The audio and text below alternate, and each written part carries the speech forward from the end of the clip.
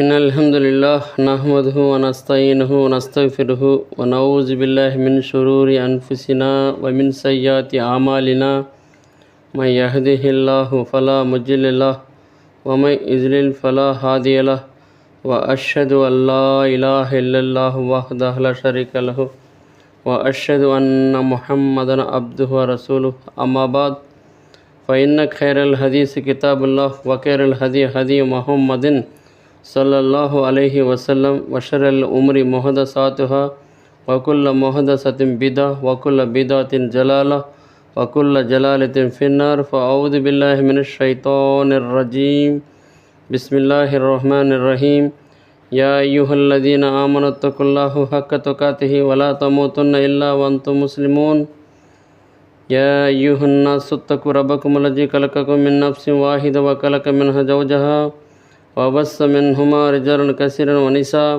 واتقوا الله الذي تساءلون به والأرحام إن الله كان عليكم رقيبا يا أيها الذين آمنوا اتقوا الله وقولوا قولا سديدا يصلح لكم أعمالكم ويغفر لكم ذنوبكم ومن يطع الله ورسوله فقد فاز فوزا عظيما سبحانك لا علم لنا إلا ما علمتنا إنك أنت العليم الحكيم رب اشرح لي صدري ويسر لي أمري واحلل عقدة من لساني يفقهوا قولي ربي زدني علما اللهم ربي زدني علما ఆమీన్. సోదర సోదరిమణులారా, నేటి నా అంశం ఇల్ము. సోదర సోదరిమణులారా, ప్రతి జుమ్మా ఖుత్బా ప్రారంభంలో దైవ ప్రవక్త మహాప్రవక్త ముహమ్మద్ రసూలుల్లాహ్ సల్లల్లాహు అలైహి వసల్లం వారు 3-4 మాటల గురించి ప్రత్యేకంగా వినిపించేవారు. అవేమిటంటే వషరల్ ఉమ్రి మొహదసాతుహా వకుల్ల మొహదసతిన్ బిదా వకుల్ల బిదాతిన్ జలాల వకుల్ల జలాలతిన్ ఫిన్నార్. సోదరులారా, అల్లా గ్రంథం ఖురాన్లో కానీ దైవప్రవక్త ముహమ్మద్ వారి సున్నత్లో కానీ లేనటువంటి ఏదైనా కొత్త పనిని, కొత్త కార్యమైన అది ఎంత అందంగా ఉన్నా, అది ఈ లోకం మొత్తం, ఈ ప్రపంచం మొత్తం కలిసి చేసిన అది వకుల్ల మొహదసతిన్ బిద్దా అంటే అది ఖురాన్ హదీసులు లేకపోతే దురాచారమే అన్నారు. వకుల్ల బిద్దతిన్ జలాలహు ప్రతి దురాచారము ఒక వినాశకరమైనటువంటి పని. వకుల్ల జలాలతిన్ ఫిన్నార్ నాశనకరమైన పని ఎవరు చేసినా అది నరకానికి తీసుకువెళ్తుందన్నారు. కాబట్టి సోదరులారా, అంటే మనం చేస్తున్నటువంటి ఈ ఆచరణ ఖురాన్లో ఉందా, హదీసులో ఉందా, దాని గురించి దైవప్రవక్త సల్లల్లాహు అలైహి వసల్లం వారు ఆచరించారా లేదా, ఉపదేశించారా లేదా అనేటువంటి హలాల్ హరాం అనేటువంటి విషయాలు జ్ఞానంతో గనక తెలుసుకోకపోతే పుణ్యకార్యాలు అని మనం భావిస్తున్నటువంటివి ప్రతి ఒక్కటి కూడా ఖురాన్ హదీసులకు అనుగుణంగా లేకపోతే అవి నరకానికి తీసుకుపోతుందని దైవప్రవక్త సల్లల్లాహు అలైహి వసల్లం వారు వారి యొక్క ప్రతి ప్రసంగంలో ప్రారంభంలో వినిపించేవారు. అల్లాహు అక్బర్. జుమ్మాలో ఒక గడియ ఉంది అన్నారు ప్రవక్త సల్లల్లాహు అలైహి వసల్లం వారు. ఆ గడియ పొందిన వ్యక్తి తాను ఏది కోరితే అది ప్రాప్తించబడుతుందన్నారు. ఒక గడియ రానున్నది జుమ్మాలో. ప్రవక్త సల్లల్లాహు అలైహి వసల్లం చెప్తున్నారు ఆ గడియ గురించి. ఎప్పుడైతే ప్రసంగికుడు ఇమాం ప్రసంగం ఇవ్వడానికి మెంబర్ ఎక్కుతాడో అప్పటి నుంచి సలాం తిరిగే వరకు ఆ గడియ ఎప్పుడైనా రావచ్చు అన్నారు. కాబట్టి సోదరులారా, అంతటి మహత్తరమైనటువంటి పవిత్ర గడియ జుమ్మాలో వస్తుంది. అందుకే జుమ్మా అనేది విశ్వాసుల పండుగ అన్నారు దైవప్రవక్త సల్లల్లాహు అలైహి వసల్లం వారు. కాబట్టి అటువంటి ఆ గడియ ఎప్పుడు వస్తుందో తెలియదు కాబట్టి దానికోసం మనం ఎదురు చూడాలి. దైవప్రవక్త సల్లల్లాహు అలైహి వసల్లం వారు అన్నారు, జుమ్మా ఖుత్బా ప్రారంభం నుంచి ఎండ్ అయ్యే వరకు జుమ్మా ఖుత్బాని శ్రద్ధగా వింటూ సైలెంట్గా ఉండాలి. కనీసం కనుసైగలు కూడా చేయకూడదన్నారు. అలాగే జుమ్మా ఖుత్బాలో కూర్చున్న వ్యక్తి ముందున్న ఒక కర్ర చిన్న పుల్లనైనా అటు తీసి ఇటు వేయకూడదు. ఒక పుల్లను తీసి అటు నుంచి ఇటు పెడితేనే అతడు ఒక వ్యర్థమైన పనికి పాల్పడినట్టు అన్నారంటే చూడండి. జుమ్మా ఖుత్బాని మనం ఎంత శ్రద్ధగా వినాలో అర్థమవుతుంది సోదరులారా. అలాగే నిద్రపోయే వ్యక్తిని లేపడం కూడా ఒక వ్యర్థమైన పని అన్నారంటే చూడండి. ఎందుకంటే సోదరులారా, మళ్ళీ జుమ్మా వచ్చే వరకు మనం ఉంటామో లేదో తెలియదు. కనుక ఈరోజు జ్ఞానం లేకపోవడం వల్ల చాలామంది దైవధర్మం నుంచి దూరంగా ఉంటున్నారు సోదరులారా. మీ పిల్లవాడికి చదివించేటప్పుడు పునాది గట్టిగా ఉండాలని నర్సరీ ఎల్కేజీలకు కూడా లక్షలు ఖర్చు పెడుతున్నారు. ఎంత ఖర్చు అయినా పర్వాలేదని. మరి దైవధర్మం ఇస్లాం గురించి మనం ఏ రోజైనా ఆలోచించామా సోదరులారా? ఖురాన్ చదవడం అంటే ఖురాన్లో ఉన్న ఆదేశాలను అర్థం చేసుకొని మన జీవితాల్లో ఆచరించడం. ఖురాన్ని నిజంగా చదవడం అంటే ఆచరించడం సోదరులారా. అయితే సోదరులారా, నేటి నా అంశం ఇల్ము. ఇన్షాల్లా దాని గురించి తెలుసుకునే ప్రయత్నం చేద్దాం. ఖురాన్ గ్రంథంలో అల్లాహ్ సుబ్హానహు వ తఆలా ఇలా సెలవిస్తున్నాడు 39వ సూరా 22వ ఆయతులో, ఎవరికైతే అల్లాహ్ సుబ్హానహు వ తఆలా మేలు చేయాలనుకుంటాడో అతనికి ముందుగా తన యొక్క ధర్మ జ్ఞానాన్ని ఇల్ముని అర్థం చేసుకునే మహాభాగ్యాన్ని ప్రసాదిస్తున్నాడు సోదరులారా. కాబట్టి ఎవరినైతే అల్లాహ్ సుబ్హానహు వ తఆలా ప్రేమిస్తాడో ఇష్టపడతాడో ఆ వ్యక్తి ఉన్నత శిఖరాలు చేరుకుంటాడు. ఇదే విషయంపై దైవ ప్రవక్త మహాప్రవక్త ముహమ్మద్ రసూలుల్లా సల్లల్లాహు అలైహి వసల్లం వారు తిబ్రానీ హదీసులో ఇలా సెలవిచ్చారు, మీలో ఎవరైతే సదాచరణను మొదలుపెట్టి దానిని అత్యుత్తమ రీతిలో నెరవేరుస్తారో అల్లాహ్ సుబ్హానహు వ తఆలా అతన్ని ఎంతగానో ఇష్టపడతానంటున్నాడు తిబ్రానీ హదీసులో. కాబట్టి సోదరులారా, మరి సదాచరణ మొదలుపెట్టి దానిని అత్యుత్తమ రీతిలో నెరవేర్చాలంటే ఏం కావాలి? దానికి ఇల్మ్ అనేది, జ్ఞానం అనేది కావాలి. కాబట్టి సోదరులారా, ఈ ప్రపంచంలో అన్నిటికంటే టాప్లో ఏదైనా ఉందంటే, పైన ఉందంటే అది ఒక ఇల్ము, జ్ఞానం మాత్రం సోదరులారా. దానిపైన ఇంకేది ఉండదు.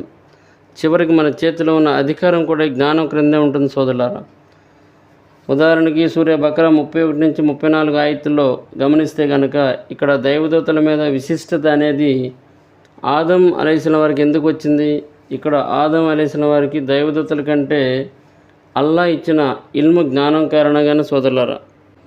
అలాగే మరొక ఉదాహరణ చూస్తే 27 సూరా 21 నుంచి 24 వాక్యాలు పరిశీలిస్తే కనుక సులైమాన్ అలైహిస్సలాం వారు కాలంలో ఆయన ఒక రాజుగాను ప్రవక్తగాను 2 విధాలుగా రాజ్యాన్ని ఏలుతున్నారు. ఆయనకి ప్రతి పక్షి మాట్లాడే భాష తెలుసు, చివరికి చీమలు సైతం మాట్లాడే భాష కూడా ఆయనకు తెలుసు. అయితే ఒకరోజు హూద్ అనే ఒక పక్షి ఆయన సమావేశంలోనికి హాజరు కాకుండా ఎక్కడికి వెళ్ళింది. దాంతో సులైమాన్ అలైహిస్సలాం వారికి ఆ పక్షి మీద కోపంతో, ఆ పక్షి ఈరోజు నా సమావేశానికి హాజరు కాకపోవడానికి అది సరైన కారణం కనుక చెప్పకపోతే ఆ పక్షి యొక్క మెడ కంఠనరం కోసివేసేస్తాను అని అంటారు. ఇంతలోనే ఆ పక్షి ఎక్కడి నుంచో ఎగిరి వచ్చి సులైమాన్ అలైహిస్సలాం వారి సమక్షంలో హాజరై సులైమాన్ అలైహిస్సలాం వారికి తెలియనటువంటి ఒక విషయాన్ని తెలియజేసి ఆ పక్షి తన ప్రాణాన్ని కాపాడుకుంది సోదరులారా. అంటే ఇక్కడ గమనించాల్సింది ఏంటంటే జ్ఞానం. ఆ పక్షి తన జ్ఞానం కారణంగా రక్షించబడిన సోదరులారా ఇక్కడ. అందుకే ఖురాన్ గ్రంథంలో 4వ సూరా 114వ ఆయతులో అల్లాహ్ సుబ్హానహు వ తఆలా అంటున్నాడు, అనుగ్రహాల్లోకెల్లా గొప్ప అనుగ్రహం ఏదైనా ఉందంటే అది కేవలం ఇల్ము సోదరులారా, ధార్మిక జ్ఞానం సోదరులారా. కాబట్టి దైవప్రవక్త సల్లల్లాహు అలైహి వసల్లం వారు ఈ విధంగా అంటున్నారు. హజరత్ ఇమాం బుఖారీ రహమతుల్లా అలైహి వారి కథనం ప్రకారం ఎవరైతే జ్ఞానం నేర్చుకున్న పండితుడు వారి యొక్క ఉపమానం ఎలాంటిది ఉంటుందంటే వారు చుక్కల్లో చంద్రుడు లాంటి వాడు అన్నారు. అల్లాహు అక్బర్. అదేవిధంగా హజరత్ అబూ హుమామా రజియల్లాహు అన్హు వారి యొక్క కథనం ప్రకారము ప్రజలకు మంచిని బోధించే వారి మీద అల్లాహ్ సుబ్హానహు వ తఆలా తన యొక్క కారుణ్యాన్ని కురిపిస్తానన్నాడు. అల్హమ్దుల్లా. ఇంకా ఆ బోధించే సమయంలో ఎవరైతే జ్ఞానాన్ని నేర్చుకోవడానికి వస్తారో వారందరి కోసం కూడా సకల దైవదూతలు మరియు 7 భూములు 7 ఆకాశాల్లో ఉన్న సకల జీవరాశులు కూడా దువా చేస్తాయన్నారు సోదరులారా. చివరికి చీమల సైతం మరియు సముద్రాల్లో ఉన్న చేపల సైతం కూడా వారి కోసం దువా చేస్తాయన్నారు. అల్లాహు అక్బర్. అందుకే సోదరులారా, ఖురాన్ గ్రంథంలో అల్లాహ్ సుబ్హానహు వ తఆలా మరొక చోట 20వ సూరా 114లో సూర తాహాలో అంటున్నాడు, రబ్బీ జిద్ని ఇల్మా అని జ్ఞానం కోసం దువా చేయమని అల్లాహ్ సుబ్హానహు వ తఆలా అంటున్నాడు. ఓ అల్లా, నా యొక్క జ్ఞానాన్ని పెంపొందించు అని ఆ దువా చేయమన్నాడు. అలాగే దైవప్రవక్త మహాప్రవక్త ముహమ్మద్ సల్లల్లాహు అలైహి వసల్లం వారు కూడా ఇదే విషయంలో ఇలా సెలవిచ్చారు. ఏమనంటే విద్య నేర్చుకోవడం అనేది ప్రతి ముస్లిం యొక్క విధి గావించబడిందని సెలవిచ్చారు సోదరులారా. ఇందులో పురుషులైనా స్త్రీలైనా ఎవరైనా సరే అందరిపైన జ్ఞానం నేర్చుకోవడం అనేది తప్పనిసరి సోదరులారా. ఇక్కడ విద్య అంటే ధార్మిక విద్య, దైవ ధర్మం, ఇస్లాం విద్య అన్నమాట. కాబట్టి ఏదైతే ఖురాన్లో అల్లాహ్ సుబ్హానహు వ తఆలా తెలియజేశాడో మరియు దైవప్రవక్త మహాప్రవక్త ముహమ్మద్ సల్లల్లాహు అలైహి వసల్లం వారి యొక్క బోధన ద్వారా తెలియజేయబడిన ఏదైతే విద్య ఉందో అది. అందుకే హజరత్ ఇమాం బుఖారీ రజియల్లాహు అన్హు వారి యొక్క కథనం ప్రకారము ఆచరణ కంటే ముందు విద్య నేర్చుకోవడం తప్పనిసరి అని తెలియజేశారు సోదరులారా. అంటే సరైన జ్ఞానం లేకపోతే ఏది హలాల్ ఏది హరాం తెలియక అనేక తప్పులు లేదా పొరపాట్లు చేసే అవకాశం ఉంటుంది సోదరులారా. అందుకే ఈ ధార్మిక విద్య ఇల్మ్ అనేది చాలా చాలా గౌరవప్రదమైనటువంటి విద్య మరియు మంచి సత్కారంతో కూడినటువంటి ఆరాధన కూడా ఇది. అందుకే ఈ విద్య అనేది ఒక సముద్రం లాంటిది అన్నారు సోదరులారు. దాని గురించి తెలుసుకోవడం మొదలు పెడితే మనిషికి తన పూర్తి జీవితం కూడా సరిపోదన్నారు మన ధార్మిక పండితులు. అల్లాహు అక్బర్.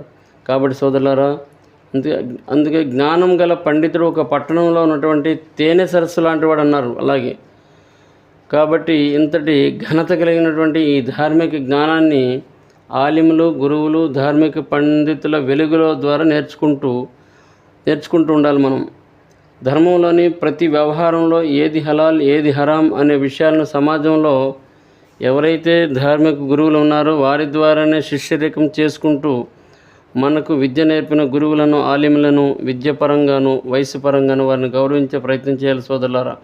అప్పుడే అవి అల్లాహ్ దగ్గర తప్పక స్వీకరించబడతాయి.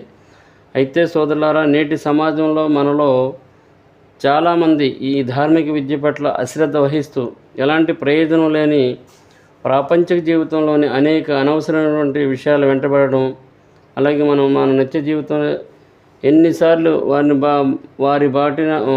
వాటి బారిన మనం పడుతున్నాము కాస్త గమనించాలి. అందుకే ఈ విషయంలో ఇమాం బుఖారీ రహమతుల్లాహి అలైహి వారు ఇలా అన్నారు, వా ఇన్నల్ ఉల్మా వరసతుల్ అంబియా అని. ఎవరైతే జ్ఞానం నేర్చుకుంటారో వారు ప్రవక్తల వారసులు అవుతారని. అది ఎవరికి దొరుకుతుందంటే జ్ఞానం నేర్చుకునే వారికి దొరుకుతుందన్నారు. కాబట్టి సోదరులారా, ఈ జ్ఞానం అనేది బండరాళ్ళ లాంటి గుండెలను సైతం కరిగిస్తుంది సోదరులారా. అంటే హృదయాలకు పట్టిన తుప్పును సైతం వదిలిస్తుంది. ఈ జ్ఞానం ద్వారా మనిషి మహోన్నతుడు అవుతాడు. ఈ జ్ఞానం ద్వారా మనిషి సదాచార సంపన్నుడు అవుతాడు. అల్హమ్దుల్లా. దీని ద్వారానే మనిషి ఇహపరలోకాల్లో సాఫల్యం పొందుతాడు సోదరులారా. కాబట్టి జ్ఞానం కలవాడు మాత్రమే అల్లాహ్కు భయపడతాడు. అల్లాహ్కి భయపడిన వాడు మాత్రమే జ్ఞానవంతుడు అవుతాడు సోదరులారా. కాబట్టి ఎవరైతే జ్ఞానం నేర్చుకోవడానికి ప్రయాణమై వెళుతుంటారో ఒక దారి వెంట, అలాంటి వారి కొరకు అల్లాహ్ సుబ్హానహు వ తఆలా జన్నత్ అంటే స్వర్గం యొక్క దారిని సులభతరం చేస్తున్నాడు. అల్లాహు అక్బర్. కాబట్టి సోదరులారా, అంటే ఇక్కడ జ్ఞానానికి జన్నత్కి కనెక్షన్ ఉందన్నమాట. అందుకే ఖురాన్ గ్రంథంలో 39వ సూర 9వ ఆయతులో అల్లాహ్ అంటున్నాడు, జ్ఞానులు అజ్ఞానులు ఉభయులు సమానులు కాగలరా? గుడ్డివారు కళ్ళున్నవారు ఉభయులు సమానులు కాగలరా? అలాగే చీకటి వెలుతుళ్ళు సమానం కాగలవా? అలాగే ఎండ నీడ సమానం కాగలవా? జీవి నిర్జీవి ఎన్నటికైనా సమానం కాగలవా? అలాగే జ్ఞాని అజ్ఞాని సమానులు కాగలరా? కాబట్టి సోదరులారా, ఈ ఇల్మ్ అనేది ధార్మిక విద్య అనేది ఎంతటి ప్రత్యేకమైనదో తెలిస్తే ఆశ్చర్యం కలగకమానదు సోదరులారా. హజరత్ సుఫియాన్ బి ఉబై రజల్లాహు అన్హు గారు తెలియజేస్తున్నారు, ఈ భూమి మీద ఉత్తములు ఎవరైనా ఉన్నారంటే వారు రెండు రకాల వారు అన్నారు. వారు ఎవరయ్యా అంటే, ఒకటి ప్రవక్తలు, రెండు ఉలమాలు. ఎందుకంటే వీరు ప్రజలకు ఇచ్చే కనెక్షన్ అలాంటిదంటే వీరిచ్చే సంబంధం భూమి మీద మరి ఎవరు ఇవ్వలేరు. ఎందుకంటే ప్రవక్తలు, ఉలమాలు ఎప్పుడు మానవుల్ని అల్లాహ్తో సంబంధం ఏర్పడే విషయాల గురించే మాట్లాడుతుంటారు. కాబట్టి సోదరులారు, ఈ ప్రజలు కల్పించుకున్న నెట్వర్క్లు లాంటివి కాదు ఇవి. ఎయిర్టెల్, జియో, బిఎస్ఎన్ లాంటివి ఉపయోగించేటువంటి కాదు ఈ కనెక్షన్. ఈ ప్రవక్తల ఉలమాలు ఇచ్చే కనెక్షన్ ఏదైతే ఉందో అది నేరుగా అల్లాహ్తో సంబంధం కలపడానికి పనికి వస్తుంది సోదరులారా. వీరి గురించి ఒకటి ప్రవక్తలు, రెండు ఉలమాలు పండితుల యొక్క స్థాయి గురించి అల్లాహ్ సుబ్హానహు వ తఆలా సెలవిచ్చాడు. వారి గురించి అల్లాహ్ సెలవిచ్చాడు, విశ్వాసులకు ఉత్తమమైన స్థానం మా దగ్గర ఉంది. కానీ విశ్వాసులు ఎవరైతే ఇల్ము ధార్మిక విద్యను పొందుతారో అలాంటి వారి యొక్క స్థాయిని, స్థానాన్ని, అంతస్తును మరింతగా పెంచుతానంటున్నాడు సూరే ముజాదలహలో.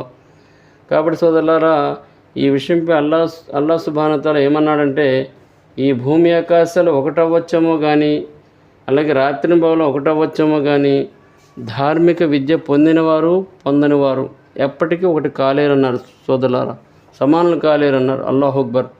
కాబట్టి మన జీవితాంతం ఒక విద్యార్థిలాగా ఏదో ఒకటి నేర్చుకుంటేనే మనం ఎంతగా అణిగిమణిగి ధార్మిక విద్యను నేర్చుకుంటామో అంతగా మనం అల్లాహ్ సుబ్హానహు వ తఆలా దగ్గర స్థాయి లేదా స్థానాలు మనం పెంచుకోగలం సోదరులారా. సలఫ్ ఇమాం రహమతుల్లాహి అలైహి హంబల్ గారు ఇలా సెలవిచ్చారు. ధార్మిక విద్య పొందడం కేవలం ఉలమాలకే సొంతమా అంటే కానే కాదు సోదరులారా, ఇది ప్రతి ఒక్కరూ కూడా ఈ ధార్మిక విద్యను పొందగలరు అన్నారు. ఉదాహరణ మసీదులు, మదరసాలు అనేక ఇస్తమాల ద్వారా ఈ ధార్మిక విద్యను పొందే అవకాశాలు నేడు చాలా పుష్కలంగా ఉన్నాయి. అలాగే ఇమాం హంబల్ రహమతుల్లా అలీ గారు ఇలా అంటున్నారు, ధార్మిక విద్యను నేర్చుకోవడం అనేది మానవుడికి తన యొక్క ఆహారము, దుస్తుల కన్నా, అలాగే చివరికి తన యొక్క శ్వాస కన్నా ఎక్కువ ఇష్టం అన్నారని చూడండి. అల్లాహు అక్బర్. ఇక్కడ శ్వాస కంటే ఎక్కువ అంటే దీని యొక్క అర్థం ఏంటంటే, మనిషి బ్రతికున్నాడంటే బ్రతికి ఉన్నంత వరకు కూడా ఈ మానవుడు ఈ ధార్మిక విద్యను పొందుతూనే ఉండాలి. కాబట్టి సోదరులారా, ఈ ధార్మిక విద్యకు సంబంధించిన విషయాలు తెలుసుకోవడం కనుక మొదలు పెడితే మన పూర్తి జీవితం సరిపోదన్నారు మన పెద్దలు. కాబట్టి సోదరులారా, ఈ విషయంలో హజరత్ అబూ హురైరా రజల్లాహు అన్హు వారు ఏమన్నారు చూడండి. జ్ఞానం గురించి, ఇల్ము, ధార్మిక జ్ఞానం నేర్చుకోవడం అనేది వారికి ఎలా ఇష్టం అంటే చూడండి, 70 సార్లు అల్లాహ్ మార్గంలో యుద్ధం చేయడం కంటే నాకు ఈ ధార్మిక విద్య నేర్చుకోవడం ఎక్కువ ఇష్టం అన్నారంటే చూడండి సోదరులారా. ఇంతటి ఘనత కలిగినటువంటి ఇస్లాం ధార్మిక జ్ఞానం, ఇల్ము గురించి ఆనాటి సహాబాల హృదయాల్లో ఎలాంటి ముద్ర వేసిందో చూడండి. 70 సార్లు అల్లా మార్గంలో యుద్ధం చేయడం కంటే ఎక్కువగా హజరత్ అబూ హురైరా రజల్లాహు అన్హు గారికి ఇష్టం అంటే చూడండి. అలాగే ఇస్లాం ధార్మిక జ్ఞానంలోని ఏదైనా ఒక విషయాన్ని నేర్చుకొని దాన్ని ఇతర ముస్లింకు నేర్పించడంలో ఎంత ప్రాముఖ్యత ఉందో మనకు తెలిసిన సోదరులారా. మరి ఈనాడు అంతటి ఘనత కలిగిన ఇస్లాం ధర్మజ్ఞానం నేర్చుకోవడంలో మనలో చాలామంది వెనుకబడడం మన యొక్క దురదృష్టంగా చెప్పుకోవచ్చు. అలాగే ఈ జ్ఞాన విషయంలో హజరత్ హసన్ రజల్లాహు అన్హు వారు ఇలా అంటున్నారు, నిశ్చయంగా ఇస్లాం ధర్మంలోని ఏదైనా ఒక అంశాన్ని నేర్చుకొని తన తోటి ముస్లింకి నేర్పించడం అనేది నేను ఎంతగా ఇష్టపడతానంటే, అది ఈ ప్రపంచంలోని సర్వసంపదను అల్లాహ్ మార్గంలో సదకా చేయడం అంటే దానం చేయడం కంటే ఎక్కువగా ఇష్టపడతానన్నారని చూడండి. అల్లాహు అక్బర్. ఆనాటి సహాబాల హృదయాల్లో ఇల్ము గురించి గూడుగట్టిన స్థానం ఎలాంటిదో మనకు అర్థమవుతుంది. అలాగే సోదరులారా, హజరత్ హుమామా రజల్లాహు అన్హు వారి యొక్క కథనం ప్రకారం దైవ ప్రవక్త, మహాప్రవక్త ముహమ్మద్ రసూలుల్లాహ్ సల్లల్లాహు అలైహి వసల్లం సెలవిచ్చారు, ధర్మజ్ఞానం నేర్చుకునే వారికి సంపూర్ణంగా హజ్ చేసినంత పుణ్యం లభిస్తున్నారు. అది ఎలా అంటే, ఎవరైతే మసీదుకి హాజరవుతారో మరియు వారు ఏదైనా ఒక మంచి విషయం నేర్చుకోవాలని లేదా ఒక మంచి విషయం నేర్పాలని హాజరవుతారో అలాంటి వారికి పూర్తిగా అంటే ఒక సంపూర్ణమైన హజ్ చేసినంత పుణ్యం కూడా లభిస్తుందన్నారు సోదరులారు. అబూ హుమామా హదీస్ నెంబర్ 26లో. అలాగే ఈ ధార్మిక విద్య విషయంలో షేక్ అల్బానీ సహీ సనద్ వారి కథనం ప్రకారం ఎవరైతే హజ్ చేయడానికి బయలుదేరారో లేదా ఎవరైనా అల్లాహ్ మార్గంలో పోరాడడానికి బయలుదేరారో, అలాగే ఎవరైతే విద్య నేర్చుకోవడానికి ఒక ప్రాంతం నుండి మరొక ప్రాంతానికి వెళ్ళారో ఈ విద్య కోసం, ఆ విద్య అల్లాహ్తో భయపడడానికి దోహదపడుతుందో అలాంటి విద్య అనేది, గొప్పతనం అనేది ఎలాంటిదంటే, అల్లాహు అక్బర్, ఎవరైతే యుద్ధ వీరుని లేదా హాజీ యొక్క సామాన్లను సిద్ధపరిచాడో లేదా వారి వెనుక వారి ఇంటి వారిని కనిపెట్టి వారికి సహాయంగా నిలిచాడో లేదా ఒక ఉపవాసికి ఇఫ్తార్ చేయించారో లేదా అతనికి ఒక యుద్ధ వీరునికి మరియు ఉపవాసికి సరిసమైన పుణ్యం లభిస్తుందన్నారు. మరియు వీరి పుణ్యాల్లో ఎలాంటి కొరత ఉండదన్నారని చూడండి. అల్లాహు అక్బర్. షేక్ అల్బానీ సహీ సనద్ వారి కథనం ప్రకారం అన్నమాట అది. అలాగే జ్ఞానం యొక్క ప్రాముఖ్యత ఎలాంటిదంటే, ఏ విధంగానైతే దైవప్రవక్త ముహమ్మద్ సల్లల్లాహు అలైహి వసల్లం వారి కాలంలో ధర్మ జ్ఞానాన్ని నేర్చుకున్నారో, ఆనాటి ప్రవక్త వారి కాలంలో యుద్ధాలు జరిగాయి. ఆ యుద్ధంలో చనిపోయిన వారిని ఒక పెద్ద గొయ్యి లేదా గుంట తీసి ఆ యుద్ధంలో చనిపోయిన వారి శవాలను ఆ గుంటలో వేసేస్తూ ఉండేవారు. అప్పుడు దైవప్రవక్త సల్లల్లాహు అలైహి వసల్లం వారి గురించి ఇలా అంటున్నారు, అదేమిటంటే ముందుగా ఒక్కొక్కరికి ఒక్కొక్క గుంట తీసే సమయం లేదు కనుక అప్పుడు ఆ సమయంలో వారికి ఉన్న ప్రత్యేకత ఏంటంటే, ఆ శవాలను ఆ పెద్ద గుంటలో ముందుగా ఖననం చేసేటప్పుడు ఫస్ట్ ఏం చేసేవారయ్యా అంటే, వారిలో ఫస్టు షహీదులను, ఖురాన్ హఫీజులను, ఆలింలను, ఆ తర్వాత వారి స్థాయిని బట్టి వారందరినీ కూడా ఆ గుంటలో వేసి పూడ్చిపెట్టేమనేవారు. అంటే ఈ లోకాన్ని వదిలి వెళ్ళేటప్పుడు కూడా ఇక్కడ ఇల్ము అంటే ఇల్ము అనేది ఖురాన్ ధార్మిక జ్ఞానందే ప్రాముఖ్యత అంటున్నారని చూడండి సోదరులారా. అంటే చివరికి స్వర్గం యొక్క అంతస్తులు ఎక్కేటప్పుడు కూడా ఈ ఖురాన్ ఇల్ము జ్ఞానమే ప్రముఖ పాత్ర పోషిస్తుందన్నారు దైవప్రవక్తల వారు. అలాగే సోదరులారా, మనలోని ప్రతి ఒక్కరం కూడా ఈ ప్రపంచంలోని మనకి ఒక ప్రత్యేకమైన గుర్తింపు, ఒక స్థాయిని కోరుకుంటుంటారు, పొందుతుంటారు. అయితే అల్లా దగ్గర కూడా మనకు ఒక స్థాయి గుర్తింపు మనం పొందగలమంటే నిస్సందేహంగా పొందగలం. ఇస్లాం స్వీకరించిన తర్వాత, కలిమా చదివిన తర్వాత మానవులందరూ కూడా అల్లా దృష్టిలో ఈ ప్రాపంచపరంగా సమానులే. అంటే ముస్లింలు అయిన తర్వాత మానవులందరూ కూడా సమానులే. కానీ ఒకరిపై ఒకరికి ఆధిపత్యం ఉందా, ఒకరిపై ఒకరికి ప్రత్యేకత ఉందా అంటే అల్హమ్దులిల్లాహ్ ఇస్లాంలో ఉంది. అది ఎలాగంటే మనం మర్యాద ఇచ్చుకునే విషయంలో, మరి ఒకరిపై ఒకరు భద్రత రక్షణ ఇచ్చుకునే విషయంలో అందరూ సమానులే. కానీ అల్లా దగ్గర అందరూ సమానులు అంటే కానే కాదు. మానవులుగా అందరూ సమానులే, కానీ అల్లా పట్ల భయం భక్తి కలిగి అల్లా పట్ల ఎక్కువగా ఆరాధన చేస్తూ ఉండేవారు. మహాప్రవక్త ముహమ్మద్ వారికి ప్రత్యేక విధేయత చూపుతూ అల్లా దగ్గర గుర్తింపు, స్థానాలు పెంచుకునే అవకాశాలు పుష్కలంగా ఉన్నాయన్నారు సోదరులారా.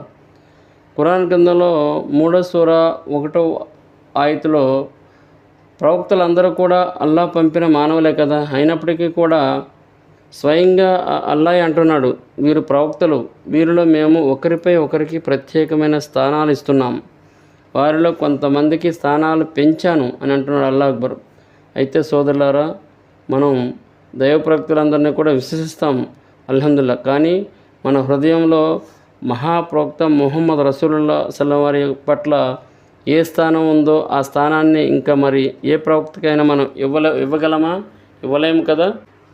అంటే ఉదాహరణకి అల్లాహ్ సుబ్హానహు తఆలా దైవ ప్రవక్తలు అందరిలో 5గురికి మాత్రం ప్రత్యేక స్థానాలను కలగజేశాడు. వారిలో 1 నూహ్ అలైహిస్సలాం వారు, 2 ఇబ్రాహీం అలైహిస్సలాం వారు, 3 మూసా అలైహిస్సలాం వారు, 4 ఈసా అలైహిస్సలాం వారు, 5 మహాప్రవక్త ముహమ్మద్ రసూలుల్లాహ్ సల్లల్లాహు అలైహి వసల్లం వారు. అదేవిధంగా అల్లాహ్ సుబ్హానహు తఆలా సూరహ్ హదీద్లో ఇలా సెలవిచ్చాడు, ఎవరైతే మక్కా విజయానికి ముందు అల్లాని మహాప్రవక్త వారిని విశ్వసించి అల్లా మార్గంలో యుద్ధం చేశారో లేదా ఖర్చు చేశారో, అదేవిధంగా మక్కా విజయం అనంతరం కూడా అల్లాని ప్రవక్త సల్లల్లాహు అలైహి వసల్లం విశ్వసించి అల్లా మార్గంలో ఖర్చు చేశారు, ఇద్దరు సమానులు కాలేరు అన్న విషయాన్ని అల్లాహ్ సుబ్హానహు తెలియజేశాడు. అదేవిధంగా ఇల్ము నేర్చుకున్న వ్యక్తి, నేర్చుకునే వ్యక్తి ఇద్దరు సమానులు కాలేరు. ఇల్ము నేర్చుకున్న వ్యక్తి కూడా ఇద్దరు కూడా సమానులు కాలేరు అన్నారు. మానవుడు అల్లాహ్ని విశ్వసించిన తర్వాత ఒక మోమిన్లా మారడం, ఆ తర్వాత ఇహ్సాన్కి సంబంధించిన దర్జాకి చేరడం, దగ్గరవడం జరుగుతుంది సోదరులారా. కాబట్టి మానవులు అందరూ ఒకే జంట సంతానం, కానీ అల్లాహ్ దగ్గర గొప్పవారు, అల్లాహ్ దగ్గర గుర్తింపు, వాస్తవానికి ఒక స్థానం కలిగిన వారు ఎవరయ్యా అంటే అల్లాహ్ అంటున్నాడు, ఎవరైతే అల్లాహ్కి అత్యధికంగా భయపడతారో వారికి అల్లాహ్ సుబ్హానహు తఆలా దగ్గర మంచి గుర్తింపు, స్థాయి లభిస్తాయంటున్నాడు. అంతేగాని మాది పేరు ప్రఖ్యాతులు గల వంశ చరిత్ర అంటే కుదరదు. మన పేరు ముందు షేకులు, సయ్యదులు, పఠాన్లు ఉన్నంత మాత్రాన అల్లాహ్ దగ్గర ఎలాంటి గుర్తింపు రావన్నాడు. దైవపురుషులు సెలవిచ్చారు, ఒక తెల్లవానికి నల్లవానిపైన కానీ, నల్లవానికి తెల్లవానిపైన కానీ ఏ విధమైన ప్రత్యేక స్థానం లేదు అల్లాహ్ దగ్గర. అల్లాహ్ దగ్గర ఒక స్థానం, ఒక స్థాయి, గుర్తింపు రావాలంటే అది అత్యధిక భయభక్తులు కలిగి ఉండాలి సోదరులారా అంటున్నాడు అల్లాహ్ సుబ్హానహు తఆలా. వాస్తవానికి అల్లాహ్ దగ్గర ఒక స్థానం, స్థాయి పొందాలంటే అది హృదయానికి సంబంధించిన విషయం. ఈ విషయంలో దైవ ప్రవక్త సల్లల్లాహు వారు తెలిపారు, అల్లాహ్ పట్ల భయం భక్తిని తోచడానికి ఒక కొలమానం అంటే ఏదీ లేదన్నారు. దైవ ప్రవక్త సెలవిచ్చారు. అలాగే ధార్మిక జ్ఞానం యొక్క ప్రాముఖ్యతను కూడా దేనితో కూడా కొలవలేమన్నారు. పైగా అది పంచే కొద్దీ పెరుగుతుందన్నారు. అదే డబ్బు అయితే పంచే కొద్దీ తరిగిపోతుంది, అదే జ్ఞానం అయితే ఎంతగా పంచితే అది అంతగా పెరిగిపోతుంది. సూరహ్ ముజాదలాలో అల్లాహ్ అంటున్నాడు, జ్ఞానులు అల్లాహ్కి భయపడతారు, జ్ఞానుల్లో ఎవరైతే విశ్వాసులు ఉన్నారో వారి స్థాయి అంతస్తులను పెంచుతానన్నాడు. కాబట్టి అల్లాహ్ దృష్టిలో గౌరవాన్ని పెంచుకోవాలంటే ఏం చేయాలి? మనం జ్ఞానం నేర్చుకుంటూ ఇతరులకు జ్ఞానం నేర్పే ప్రయత్నం చేయాలని దైవ ప్రవక్త సల్లల్లాహు వారు సెలవిచ్చారు సోదరులారా. ఒకవేళ ఈ ధార్మిక జ్ఞానం నేర్చుకోకపోతే ఏమవుతుంది అంటే, ఏది షిర్కో, ఏది బిద్దతో, ఏది హలాలో, ఏది హరామో తెలియక, తౌహీద్ని, ఈమాన్ని ఎలా కాపాడుకోవాలో తెలియక అజ్ఞానంతో ఒక్కోసారి మాట్లాడకూడని మాటలు కూడా మాట్లాడే అవకాశం ఉంటుంది సోదరులారు. కాబట్టి ముఖ్యంగా ఈ ధార్మిక విషయాల్లో నోరు జారకూడదు సోదరులారు. అందుకే ఈ ధార్మిక విద్యను ఉలమాల ద్వారా, పండితుల ద్వారా, గురువుల ద్వారా నేర్చుకునే ప్రయత్నం చేద్దాం ఇన్షాల్లా. ఈ ధార్మిక జ్ఞానం అనేది సాక్షాత్తు జిబ్రాయిల్ అలైహిస్సలాం వారి ద్వారా మహాప్రవక్త ముహమ్మద్ వారికి నేర్పిస్తే, ఆ తర్వాత దైవప్రవక్త సల్లల్లాహు అలైహి వసల్లం వారు సహాబాలకు నేర్పిస్తే, సహాబాలు మిగిలిన వాళ్ళందరికీ నేర్పించారు. కాబట్టి తర్వాత తరానికి నేర్పించారు. కాబట్టి మనం కూడా సమాజంలో ఎవరైతే ధార్మిక గురువులు ఉన్నారో వారి ద్వారా ధార్మిక విద్యను నేర్చుకునే ప్రయత్నం చేయాలి. అప్పుడే మనము సరైన జ్ఞానం ద్వారా సరైన విశ్వాసం, సరైన విద్య, సరైన ఈమాన్, సరైన తక్వాతో ఉండడమే కాకుండా మనతో ఈ విద్య కలకాలం రాణిస్తుంది సోదరులారా. అటువంటి ధార్మిక విద్య ద్వారా అల్లాహకు చేరువవుతూ ఉండడం మనకి అప్పుడు ఎలాంటి సందేహం ఉండదు. కాబట్టి అల్లాహ్ ధర్మం గురించి, మహాప్రవక్త ముహమ్మద్ వారు చెప్పిన ప్రతి మాట గురించి ఆలోచించి ఆచితూచి వేసే ప్రతి అడుగు కూడా అది తక్కువ అవుతుంది సోదరులారా. వాస్తవానికి సత్య విశ్వాసం కలిగి ఉంటూ పాపాలకు, నేరాలకు దూరంగా ఉండడమే తక్కువ. అలా ఉన్నవాడికి ఆకాశ ద్వారాలు తెరవబడతాయన్నారు దైవప్రవక్త వారు. అల్లాహకి అత్యంత చేరువ చేసే అంశాలు ముఖ్యంగా 4 ఉన్నాయన్నారు. 1 తక్వా, 2 ఈమాను, 3 ఇల్ము, 4 నమాజ్. ఖురాన్లో అల్లాహ్ తెలియజేస్తున్నాడు, ఎవరైతే వారి యొక్క నమాజ్, వారి యొక్క జకాత్, వారి యొక్క జిక్రు, అల్లాహ్ నామస్మరణలు ఈ ప్రాపంచ విషయాలపై ఆధారపడి ఈ 4ంటిని వదిలిపెట్టారు, అలాంటి వారికి అల్లాహ్ దగ్గర వదిలిపెట్టరో, ఈ 4ంటిని కూడా వదిలిపెట్టకుండా ఉంటారో అలాంటి వారికి అల్లాహ్ దగ్గర ఈ ఉన్నత స్థానాలు ఉన్నాయని తెలియజేశారు. నమాజ్లో ఒక భాగం సాష్టాంగం అంటే సజ్దా. దైవప్రవక్త తెలియజేశారు, దాసుడు అల్లాహకి అతి దగ్గరగా చేరువ చేసేది సాష్టాంగ స్థితిలో ఉండడం. అందుకే దైవప్రవక్త అన్నారు, పిల్లలకి 7 సంవత్సరాల నుంచి నమాజ్ చేయమని ఆజ్ఞాపించారు. అలాగే అల్లాహకి చేరువ చేసే సాధనాల్లో జకాత్, సదకా ఏదైతే ఉందో ఇది కూడా ఒకటి. ఈ సొసైటీలో పేరున్నంత మాత్రాన అల్లాహ్ దగ్గర పేరుండాలని ఏమైనా ఉందా? ఎదురుగా కనబడిన వారు ఎలాంటి వారో మనకు తెలియదు, కానీ వాస్తవానికి అల్లాహ్కి మాత్రమే తెలుసు. దీని గురించి దైవప్రవక్త సల్లల్లాహు అలైహి వసల్లం వారు ఇలా సెలవిచ్చారు. ఒకసారి దైవప్రవక్త మహాప్రవక్త ముహమ్మద్ సల్లల్లాహు అలైహి వసల్లం వారు సహబాలతో కూర్చున్నారు. ఇంతలో ఒక వ్యక్తి వెనక నుంచి వెళ్ళడం జరిగింది. అప్పుడు దైవప్రవక్త వారు ఆ వెళుతున్న వ్యక్తి గురించి, ఆ వ్యక్తి ఎవరో మీకు తెలుసా అంటే, ఎందుకు తెలియదు, ఆ వ్యక్తి గురించి మాకు బాగా తెలుసు అన్నారు సహబాలు. ఆ వ్యక్తి చాలా గొప్పవాడు, అతను ఎక్కడికైనా కబురు పంపితే వెంటనే ఎస్ అని సమాధానం వస్తుంది. అలాగే అతను ఎవరి కోసమైనా సిఫార్సు చేస్తే వెంటనే స్వీకరించబడుతుంది. ఇంతలో మరొక వ్యక్తి ఎదురుగుండా వస్తుంటాడు. ప్రవక్త సల్లల్లాహు అలైహి వసల్లం అతను చూసి ఆ సహబాలతో, ఈ వ్యక్తి ఎవరో మీకు తెలుసా అని అంటారు. సహబా, లేదు ప్రవక్త, ఆ వ్యక్తి గురించి అంతగా మాకు తెలియదు, అతని గురించి చెప్పుకునేంత గొప్పవాడు కాదు, పైగా అతను ఏదైనా సిఫార్సు చేస్తే అది స్వీకరించబడదు కూడాను. ఒకవేళ అతని పేరు చెప్పి పంపించిన అతని సిఫార్సు రిజెక్ట్ అయ్యి వచ్చేస్తుంది అన్నారు. అప్పుడు దైవపురుషులు ఇలా సెలవిచ్చారు, ఆ సహబాల యొక్క ఆలోచనలో ఏముందో తెలుసుకోవడానికి అలా అన్నారు. ముందు వెళ్ళే వ్యక్తి ఎలాంటి వాడో, ఆ తర్వాత వచ్చిన వ్యక్తి ఎలాంటి వాడో తెలుసా? వెనుక వెళ్ళిన వ్యక్తి ఎలాంటి వాడో తెలుసా? ముందు వెళ్ళిన వ్యక్తి లాంటి వాళ్ళు 1 కాదు, 2 కాదు, 100 కాదు, 1,00,000 కాదు, 1,00,00,000 కాదు. ప్రవక్త సల్లల్లాహు ఇలా అన్నారు. ప్రవక్త సల్లల్లాహు అలైహి వసల్లం ముందు వెళ్ళిన వ్యక్తి లాంటి వ్యక్తులతో ఈ భూమి మొత్తం నింపేసిన ఆ 2వ వ్యక్తికి సమానం కాలేరు అన్నారు సోదరులారా. అల్లాహు అక్బర్. కానీ ఆ సమయంలో సహబాలు ఏమన్నారు? మొదటి వ్యక్తి చాలా గొప్పవాడు అన్నారు. కానీ ప్రవక్త సల్లల్లాహు అలైహి వసల్లం ఏమన్నారు? ఈ భూమి మొత్తం అలాంటి వ్యక్తులతో నింపేసిన ఆ తర్వాత వచ్చిన వ్యక్తితో సమానం కాలేరన్నారు. కారణం ఏంటి సోదరులారా? అతనిలో ఉన్న ఇల్ము, తక్వా, ఈమాన్. అంటే మనం ఆలోచించవలసిన విధంగా ఇతరులు కూడా ఉండాల్సిన పని లేదు. అతని దగ్గర అతని స్థానం ఎలా ఉందన్నది గమనించాలి అల్లాహ్ దగ్గర. అలాగే సోదరులారా, ఒకసారి దైవపురుషుల వారు ఉబయ్ బిన్ కాబ్ రజల్లాహు అన్హు వారి దగ్గరికి వచ్చి ఉబయ్ బిన్ కాబ్, నీవు నాకు ఖురాన్ చదివి వినిపించు అన్నారు.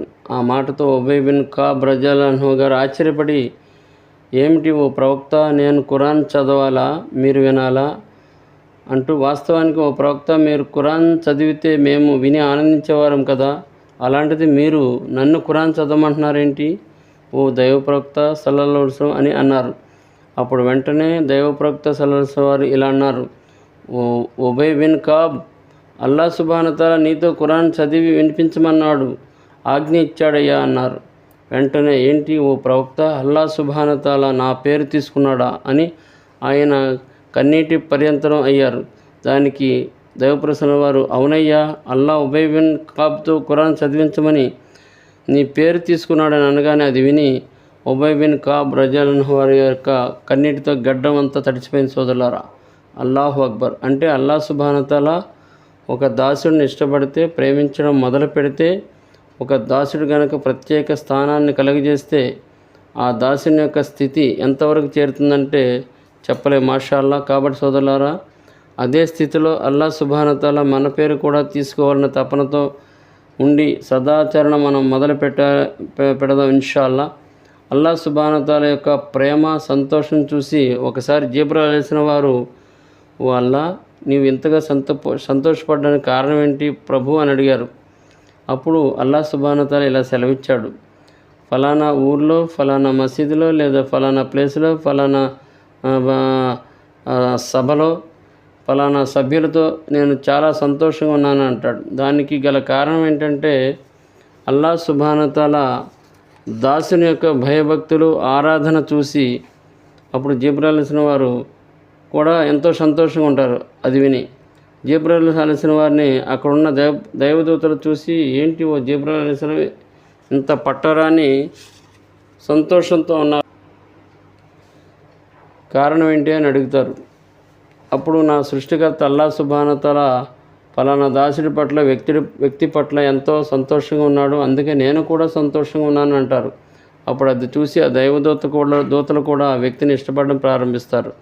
అంటే చివరికి ఆ వ్యక్తిపై ఆ ఇష్టం, ఆ ప్రేమ అన్నది ఈ భూమి మీద కూడా చేరుతుందన్నమాట. అల్లా సుబ్హానహు తఆలా ప్రతి ఒక్కరి హృదయంలో కూడా ఆ వ్యక్తి పట్ల ఇష్టాన్ని ఆ విధంగా కలుగజేస్తాడు. సోదరులారా, అల్లాహు అక్బర్. అలాగే సోదరులారా, మసీదులు కట్టేవారే కాదు, శుభ్రం చేసేవారు కూడా అల్లా దృష్టిలో ఉత్తములు. సోదరులారా, ఒక స్త్రీ ఒక మసీదును తుడుస్తూ మసీదును శుభ్రం చేసేది, ఆమె చివరికి చనిపోయింది. ఆ స్త్రీ ఆ సమయంలో దైవప్రవక్త సల్లల్లాహు అలైహి వసల్లం వారు అక్కడ లేరు. అందువల్ల సహాబాలు అక్కడ జనాజా నమాజ్ చేయించారు, ఖననం చేశారు. కానీ ఆ తర్వాత దైవప్రవక్త మహాప్రవక్త ముహమ్మద్ సల్లల్లాహు అలైహి వసల్లం వారు వచ్చి ఏమన్నారు అంటే, ఆ స్త్రీ గురించి ఆరాధించి ఆ స్త్రీ యొక్క సమాధిని నాకు చూపించండి. తర్వాత ప్రవక్త సల్లల్లాహు అలైహి వసల్లం వారు కూడా జనాజా నమాజ్ చదివించడం జరిగింది. అంటే అల్లాహ్ పట్ల భయభక్తులతో మెలిగే ఆ స్త్రీ పట్ల, మసీద్ తుడిసిన ఒక స్త్రీ పట్ల దైవప్రవక్త వారు ఎంత ప్రాధాన్యత ఇచ్చారో చూడండి. అల్లాహకి చేరువయ్యే పరిస్థితులు మరికొన్ని ఏంటంటే, దాసుడు నఫిల్, సున్నత్, ఫర్జు నమాజుల ద్వారా చివరికి ihsan ద్వారా అల్లా సుబ్హానహు తఆలాకి ఎంతగా చేరువవుతాడు అంటే, నువ్వు పట్టుకునే చైన్ అవుతానంటున్నాడు అల్లా, నేను దాసుని యొక్క చైన్ అవుతానంటున్నాడు అల్లాహు అక్బర్, దాసుడి యొక్క కాలు అవుతానంటున్నాడు అల్లాహు అక్బర్, దాసుడి యొక్క కళ్ళు అవుతానంటున్నాడు. కాబట్టి సోదరులారా, ఇంతటి ఘనత కలిగినటువంటి ఈ ఇల్మిని ప్రతి ఒక్కరం కూడా మనం నేర్చుకుంటూ